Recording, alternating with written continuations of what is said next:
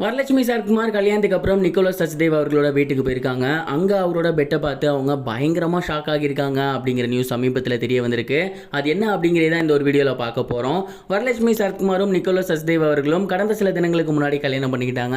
அதற்கு முன்னாடியே அவங்களுக்கு ரொம்பவே பிரம்மாண்டமான முறையில் ரிசப்ஷன்லாம் நடந்துச்சு. ஜூலை 3 கல்யாணம்னு சொன்னாங்க. ஆனால் ஏதோ ஒரு காரணத்தினால அன்றைக்கி நடக்கலை. ரீசெண்டாக தான் அவங்களுக்கு கல்யாணம் நடந்துருந்துச்சு.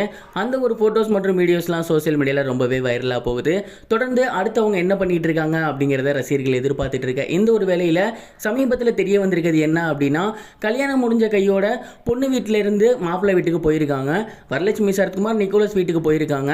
அங்கே நிக்கோலஸோட பெட்டை பார்த்து அவங்க ரொம்பவே ஷாக் ஆகியிருக்காங்க. அதுக்கு முக்கியமான ரீசன் என்ன அப்படின்னா, நிக்கோலஸோட பெட்டில் வரலட்சுமி சரத்குமாரோட ஃபோட்டோ இருந்திருக்கு. அண்ட் இந்த ஒரு விஷயத்தை பார்த்துட்டு அவங்க ஷாக் ஆகியிருக்காங்க. என்ன இது ரொம்பவே புதுசாக இருக்குது, என்னோட ஃபோட்டோ எதுக்கு உங்களோட கட்டிலில் இருக்கணும், இது பார்க்கவே கொஞ்சம் வியர்டாக இருக்கே அப்படின்னு கேட்டிருக்காங்க.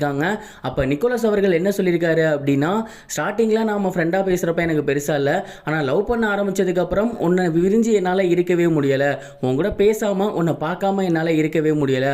அந்த ஒரு காரணத்தினால நான் அடிக்கடி உன்னை கால் பண்ணுவேன், உன்னை வர சொல்லுவேன். ஆனால் நீ ஷூட்டிங் இருக்கிறதுனால வெளிநாடு போயிடுவ, இல்லை வெளி ஸ்டேட் போயிடுவ, ரொம்பவே கஷ்டமாக இருக்கும். அந்த ஒரு டைம்லாம் நீ என் கூடவே இருக்கணும் அப்படிங்கிறதுக்கு ஒரே வழி இந்த மாதிரி ஃபோட்டோ போட்டு வச்சிடுறது தான். அந்த ஒரு காரணத்தினால தான் இந்த மாதிரி ஃபோட்டோவை என் பெட்லேயே போட்டு வச்சிட்டேன். தூங்கும் போது உங்கள் முகத்தை பார்த்துட்டே தான் தூங்குவேன். அண்ட் நீங்கள் என் கூடவே இருக்க மாதிரி இருக்கும் அப்படின்னு வரலட்சுமி சரத்குமார் அவர்கள்ட்ட சொல்லியிருக்காரு. அண்ட் இந்த ஒரு விஷயத்தை கேட்டு அவங்க ரொம்பவே எமோஷனல் ஆகியிருக்காங்களாமா. அவரை கட்டி பிடிச்சி அவங்க அழுதுருக்காங்க. இந்த அளவுக்கு ஒருத்தர் தன்னை லவ் பண்ணுறாரு, இந்த அளவுக்கு ஒருத்தர் என்னை நினச்சிட்டே இருந்திருக்காரு அப்படின்னு நினைக்கும் போது எனக்கு ரொம்பவே ஹாப்பியாக இருக்குது. அண்ட் கவலைப்படாதீங்க, இதுக்கப்புறம் நான் அந்த மாதிரி இருக்க மாட்டேன். முடிஞ்ச அளவு என்னோட கமிட்மெண்ட்ஸ் எல்லாத்தையும் முடிச்சுட்டு உங்கள் கூடயும் பாப்பா கூடயுமே இனிமேல் எப்பவும் இருப்பேன் அப்படிங்கிற மாதிரி அவங்க ப்ராமிஸ் பண்ணியிருக்காங்களாமா. இந்த ஒரு நியூஸ் சோசியல் மீடியாவில் வெளியாகி ரொம்பவே வைரலாக போய்கிட்டு இருக்கு. இதை பற்றி நீங்கள் என்ன நினைக்கிறீங்க? கமெண்ட் பாக்ஸில் ஷேர் பண்ணுங்க. இது ஒரு புறம் இருக்க ஆக்டர் தனுஷ் அவர்களோட 50வது படமான ராயன் வர 27ஆம் தேதி ரிலீஸ் ஆக போகுது. இதோட ஆடியோ லான்ச் சமீபத்தில் நடந்திருந்துச்சு.